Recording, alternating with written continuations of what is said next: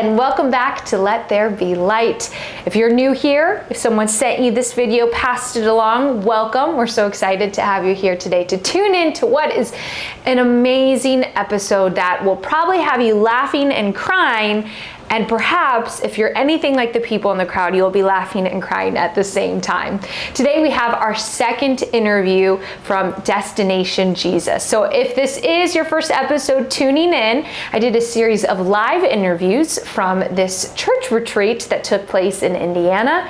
And it was such a treat to have retreatants there. They're all in high school, from nearby high schools in Indiana specifically, and just being able to have conversations with them included in the audience, and then listening to the interviewees, and we did Q&As at the end, and it was really just such a treat. But I'm especially excited for this guest because this guest, he had groupies. Okay, he had fans that all came to this session to hear his interview and get a photo with him. And why wouldn't you want to get a photo and be a fan of Caeser Swidan? Because he is simply the most joyful and full of light and love and energy person I really have ever met. And it was just such a delight to be able to have this conversation with him. And while it is so light and joyful, it's interesting because the conversation with Caeser was actually one of immense suffering when he was undergoing at the time what was an unknown health situation, and really his life was on the line, and everyone in his life, the doctors, every day they would just come in and almost be surprised that he was still living. And so, as you can imagine, the conversation is heavy, but the way that Caeser talks about God's light and the way that he saw God's love through this cross and through this trial certainly lessens the burden. So it's an episode that it's one of those stories that will stick with you, that I pray that you can remember when you're going through your everyday, to watch how he suffered, and suffered so beautifully. I mean, it really is inspiring. Now, I will say, when we do these during the Q&A, we like to turn the camera off just because it's a little bit more comfortable for the high schoolers, we have found, if they don't have a camera on them when they're having to ask a question. So because of that, if you're watching this on YouTube, or even they have the video feature on the other platforms as well, there's actually not going to be a video for that side, but you will still be able to hear the audio. And the reason why I did that was for this particular one, in the midst of the Q&A, I had asked Caeser a question, and it was an answer that I really wanted you all to hear. But the other Q&As, we usually like to try to keep those private just for the sake of the attendees. But hopefully you will enjoy his answers as much as I did, especially for that portion. Okay, well, as always, please, if you're not already, subscribe, follow along, pass on this podcast, pass on this YouTube link, whatever it might be. It helps me, and it goes a long way and gives me the courage to keep on going. Know of my prayers of you. Please pray for me. Please enjoy, without further ado, Caeser Swidan. I'm Mary Coltwriter. Welcome to Let There Be Light. Finding beauty in the broken starts right now. Let's get ready. Let's get ready to shine. Let's get ready. Move yourself, go do it. Okay, Caeser, first, I want everyone to know I love the shirt that you're wearing here today. Yes. You are wearing a Minion shirt. Look at that. Look at that. And dare I say, I mean, it's kind of a cute little nod to romance as well, because we have your dear wife here in the back. And is she wearing a matching one? She is. She is, yes. Since we were here on Valentine's Day, I figured we would kind of, give everybody a hint that we were together and we love each other still, so and all that good stuff. That's good. That's good. Have you seen the Despicable Me's? I have. Yes. I don't know. Was there a last one? Maybe that I might have. I know. I think I might have missed the most recent one. The most recent one I have not Yeah. seen. Yeah. I recently listened to a comedian, though, and he was saying that he thinks it would only take one minion to bring him down.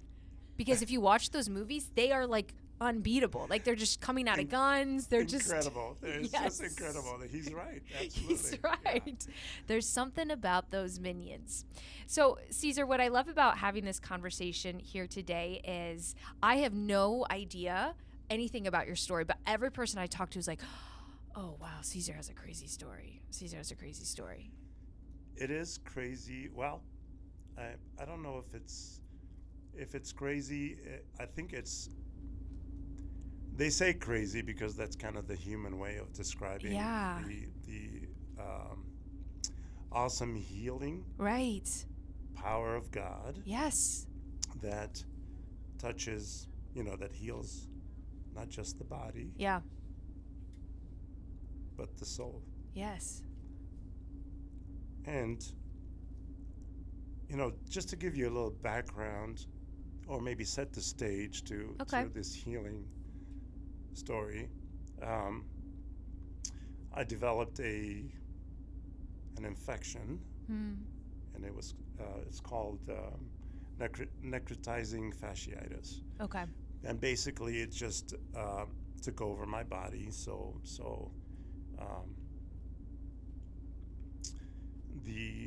I had the infection was in my bloodstream, so I was septic or sepsis, however you want to say that, and my organs were shutting down. Not all of them, but my kidneys were suffering, my lungs were suffering. I had ultimately 9 surgeries, through it all. 7 of those surgeries were just to cut the infection out. Wow. 6 weeks in the hospital and 1 week in rehab. And but through it all, so that was kind of the stage. That was the picture of what happened to me, basically from start to end, with always the nurses were amazed that I was still alive.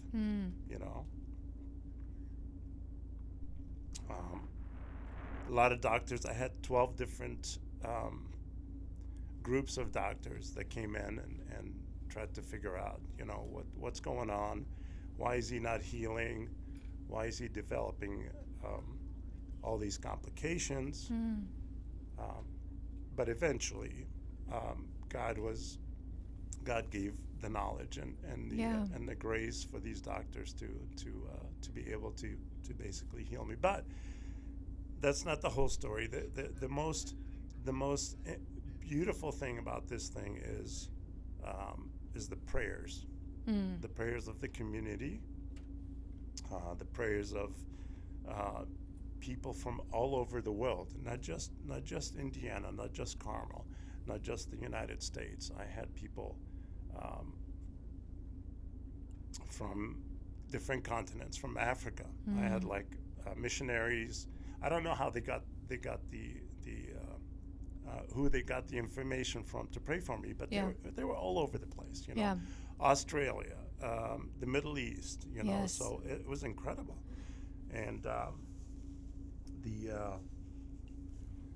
that was the most beautiful thing about the healing. So it wasn't just a physical healing, it was just an amazing, and of course we had 3 people that we were praying for the intercessions of. One was Padre Pio, who was amazing, and the second is Saint Charbel. I don't know if you know who Saint Charbel is.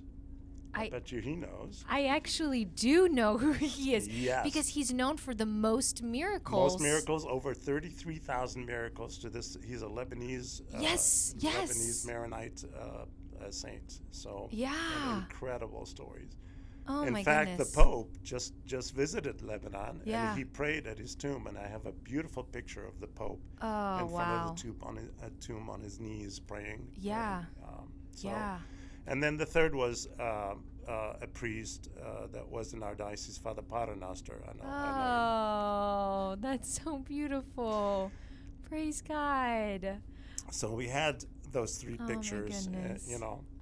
on the board in front of me. That's so beautiful. So I'm going to share with you some of my most painful moments. Yes. And in can this you tell journey. us, Caesar, too, what year was this? This was January of 2024, so 2 years ago. 2 years ago. And when you first went to the hospital, Were you expecting this? Were you going for something that just seemed a little bit more trivial? Did you know right away? I did not. So it was, ironically, it was at 5:30 Mass that Sunday evening. I felt a little weak. I sang through the Mass, and then I told my piano player, I said, listen, if I sit down during the Mass, don't panic, or if I stop playing, because it almost felt like the flu. Okay. And so I went home, went to bed, and then for 5 days I was in bed, and it got worse and worse. And I'm like, okay, if it's the flu, I don't have the symptoms. I'm not coughing, I'm not sneezing, but my body just felt like it was the flu. Yeah. And then it got to the point that I couldn't go to the bathroom. I couldn't get out of bed. I couldn't eat. Halfway through it, a very funny thing happened, and I passed out a couple of times, basically. Does anybody know what a everybody knows what a toilet is, right? Does anybody know what a bidet is? Okay, so I have a bidet in my house. So I'm going to the bathroom, and I was so weak there was nobody there. I fell, and I got stuck. We can laugh now, I Caesar. got stuck We can laugh between now. the toilet and the bidet, and I was like, I'm laying on the floor. Oh my My head is on the bidet. I'm between there, and I was so weak, I couldn't even get up. Oh my goodness. I didn't have my phone on me, so I was like, okay, I laid there. I was like, okay, Lord, Yeah. whenever you want me to get up, I'll get up. So, Oh gosh. so anyway, but that was a funny thing. I don't know It why was. I'm It was a crying. fun because. Maybe it's because my head was in the bidet, you know. It's like, okay. I'm like, okay, stop. Anyway, and I'm OCD. I'm like, oh my God, what are you doing to me, Lord? Okay, Yeah. I just got this sickness, and you're humbling me right off the bat, you know. Yeah. So anyway, I don't mind sharing these things with you guys, but so at day 5, I was so weak, and then Jane said, "That's it. I'm making you a doctor's appointment." I said, "No, call an ambulance." Wow. So, and then that was the journey. From there on, as soon as we got to the hospital, there was another little miracle that the surgeon that did all the surgeries for me is a friend of mine from church. He's a good surgeon, and he happened to walk through the emergency room, and he said, "Caesar, I never walked through there, never." And he's walking through, and he hears this other doctor saying my name, you know, and he said, "Hey, I know this guy." Comes in, looks at me, cancels all the tests that they had. It says surgery right away. Wow. So that's when you had your first surgery. Yep. And he said, had you waited any longer, because that infection was going through so fast, he said it would have gone down my legs, you know. Goodness. And you know, So praise fatality God. rate is really high with this necrotizing fasciitis. Yeah. So, yeah, but by God's grace, That in you know, itself, in right? itself, yes. A It was surgeon just hearing amazing, something. Amazing, yeah. He walked in, looked at it, said cancel all the tests, because they had all these tests for me in the emergency room, and then went into surgery. And that was the first of 7 surgeries for the infection, 2 other surgeries for something else, and then finally a 9th surgery a year later to reverse something. So Yeah. yeah. But you know, it's through it all, I'm still learning from that experience. Yeah. You know? Well, we have some of your family members here in the room here. When you were in the hospital, going into these surgeries in and out, how much of things were you aware of? How awake were you to sort of experience also their reaction to everything that was going on? This unknowingness. Well, it depended on how good the morphine was that they gave me, you know, before surgery.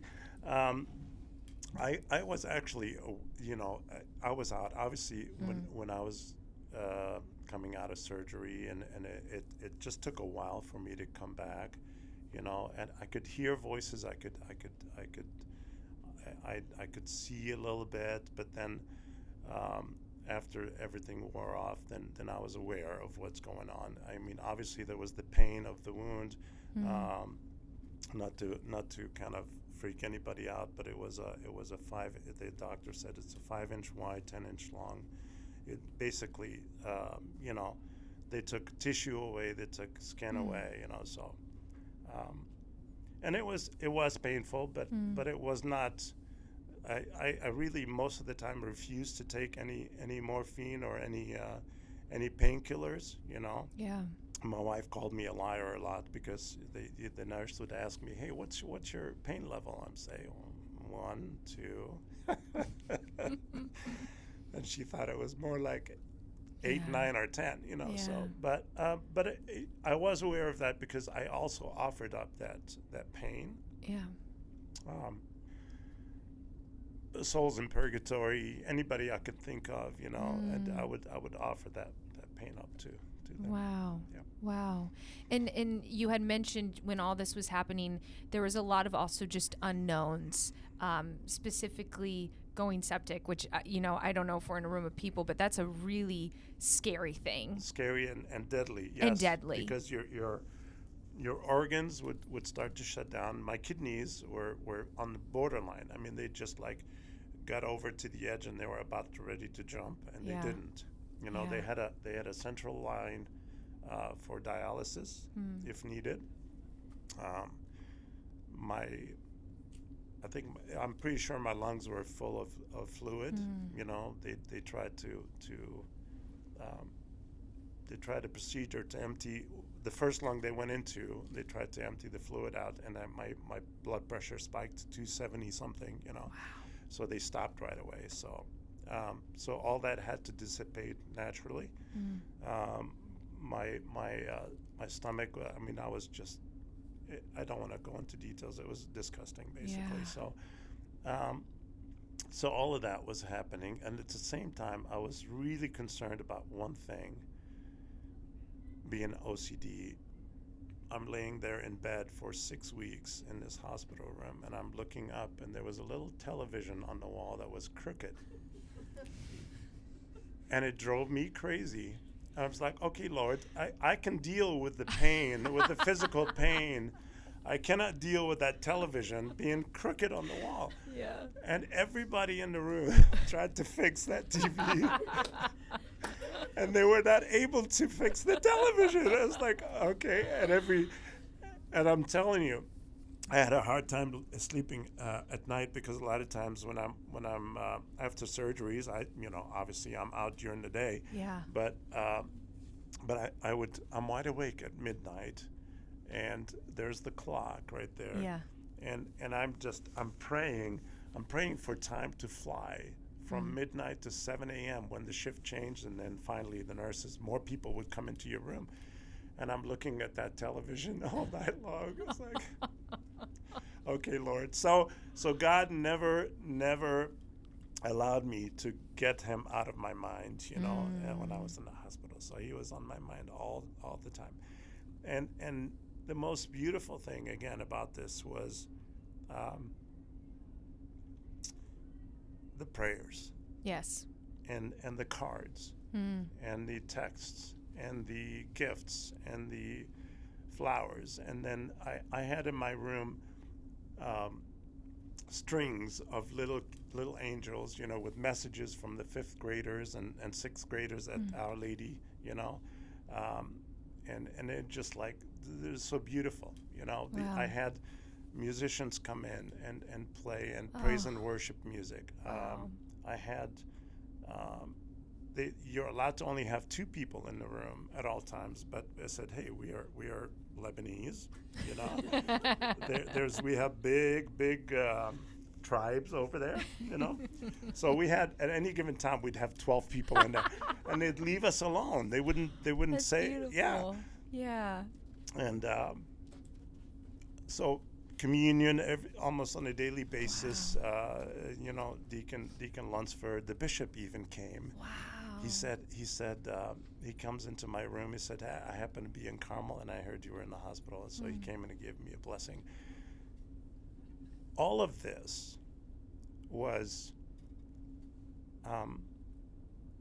the power of that was not just for us, but for the nurses, for the doctors, for the technicians to see and partake in. I likened the hospital. I was telling Sister, but I got one of them wrong. I likened the hospital to the kingdom of heaven. I said, okay, like purgatory would be,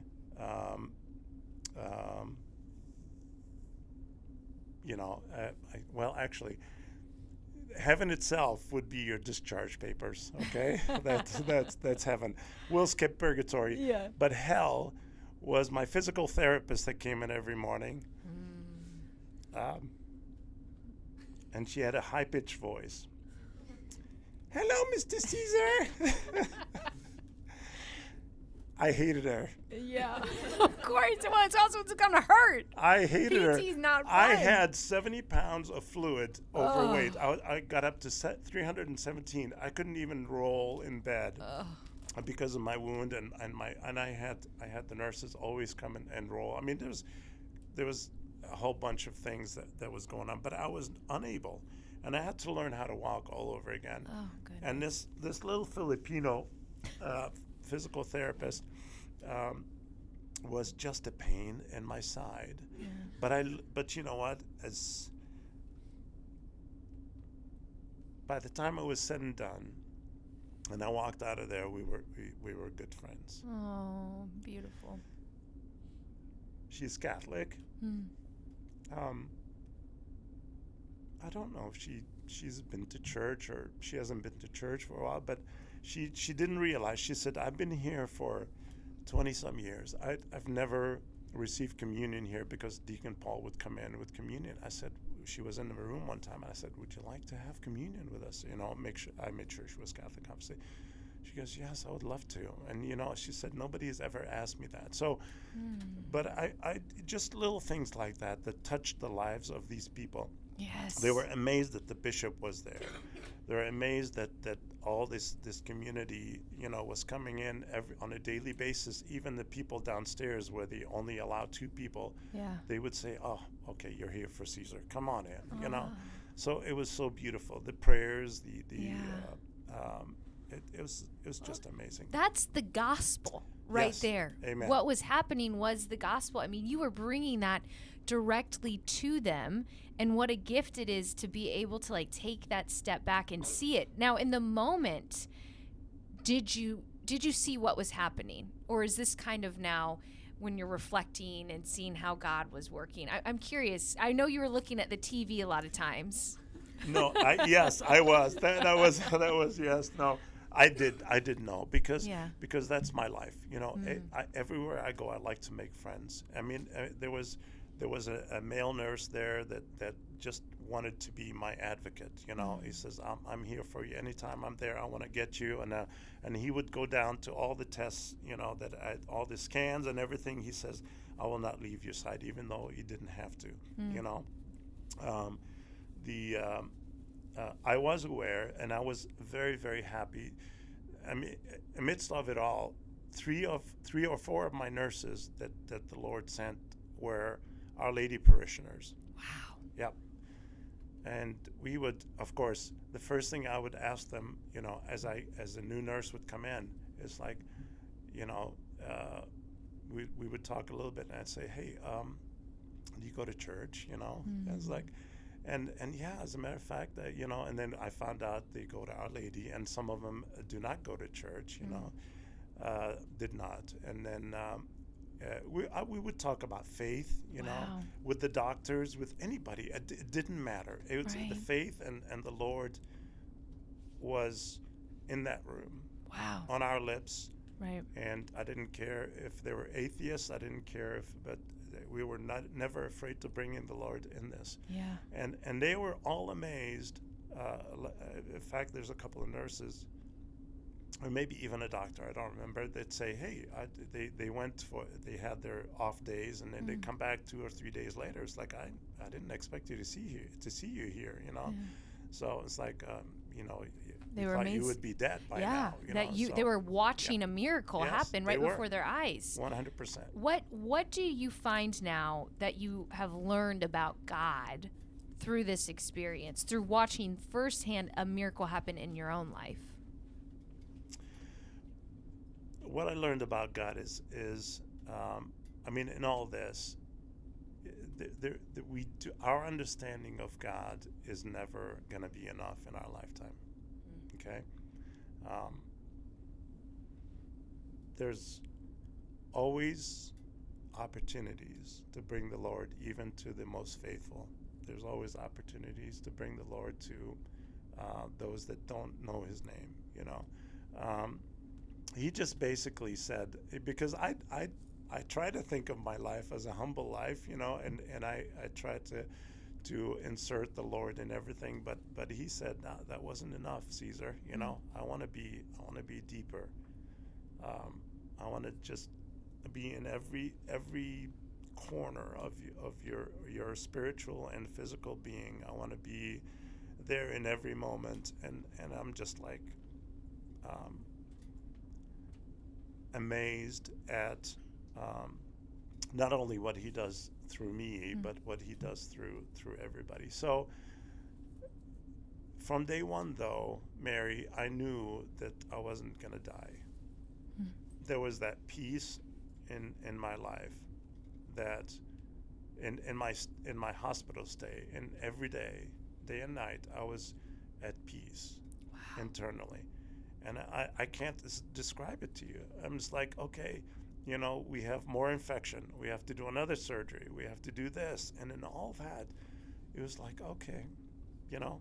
God provides. Oh my gosh. And it's just the amazing, when you put your faith and trust in the Lord, He will give you an immense peace. And we obviously, the Bible talks about the peace that is beyond understanding, or beyond what the world can give you, you know. Yeah. It's the peace of the Lord, and I experienced it. Wow. And it was, I mean, nothing short of amazing. Wow. That is so powerful to hear you talk about a cross, a trial, with so much joy around it. I think a lot of people would almost be confused, right, by the way you're telling the story. But what the thing about Caesar is, you evangelize through your joy and through that light, that it's infectious, and to think that you were able to bring that into your suffering. So before we open up the floor to questions, I'd love to hear what you have to say about suffering, and it might sound funny, but how to suffer well, almost. I mean, you were suffering. You said you were offering everything up. You were like, the TV is easily the worst part about this, but I am going to offer that up. I mean, you were carrying your cross, and you were prepared. You were ready to carry it. Yes. Wow. And that cross, it's like, okay, Lord, if I die on that cross while I'm in the hospital, I'm okay with it. You know, if you allow me to live, or I live on, I'm okay with that as well. You know, it's just show me what you know. It took me about a year and a half to get back to kind of a normal function. You know, I sat in a chair for about a year and a half. That's how long and I'm still not 100%, but Yeah. I'm so much better. But in all that, you know, God still continues to show me different things, and I'm trying to understand why He kept me alive. You know, Yeah. how much more suffering do I? You know, how much more joy? How much more evangelization? I can't wait for all this to happen. You know, Yeah. but the suffering itself, I think made sense to me and gave me comfort, because I was able to offer it properly. You know. And it was not a selfish suffering. It was a suffering for others, you know. That's beautiful. And I thought there was a time when I thought of all my friends, you know, individually, and I would offer some prayers for them through the suffering, you know, through the pain. Wow. There was one time, the poor nurse, I'm just like, he did not know where my wound was, and they took me down to do a CAT scan, you know, and then they were moving me from one table to another. That was the worst thing, second to the TV. And then he pushed me right on the wound, you know, and I did not. I mean, he didn't know where the wound was, but he pushed me from one table to another, right on the wound, the whole thing. And it was like, you know, somebody put a knife in you, you know. And I turned to him. I didn't yell. I didn't scream. I said, hey, you know, just so that you know, this is where my wound was, and you're okay. No issues. I'm so sorry. I'm so sorry. But those are you know, this is how you love people. You know, I made sure that all those guys, all my nurses, all the technicians, all the doctors, knew that they were loved, not just by me, but by our Lord. Okay, and this love comes from the Lord. Yeah. You know. Well, it really is a testament to how God's light, it shines brightest in the dark, and this is clearly one of those moments. I could talk to you for hours and hours, but I want to make sure if we have anybody in the audience who has a question for Caeser that they have time to ask it. I would actually love to hear how you are viewing gratitude now, you know, as someone who has really been emptied completely and had to just surrender completely. I imagine that that's something you cling on to. Yes. So I think with the knowledge of, I mean, right now the biggest thing that I think of when adversities happen in my life is trust. You know, if you trust in the Lord and trust in His plan, everything will be fine. Even if the end result means that the best thing that could ever happen to you is going to heaven and being with Him, you know. But just trusting in the Lord, you know. I mean, it delights Him, and just give everything to Him, you know. Yeah. I was just something that came to mind. It was kind of a beautiful moment too. One of the technicians, I think she did make it to DJ. She was like one of the DJ old DJ attendees, nice.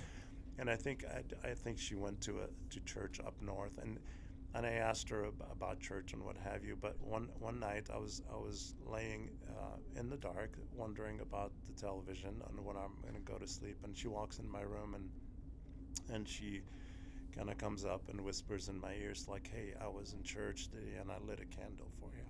Wow.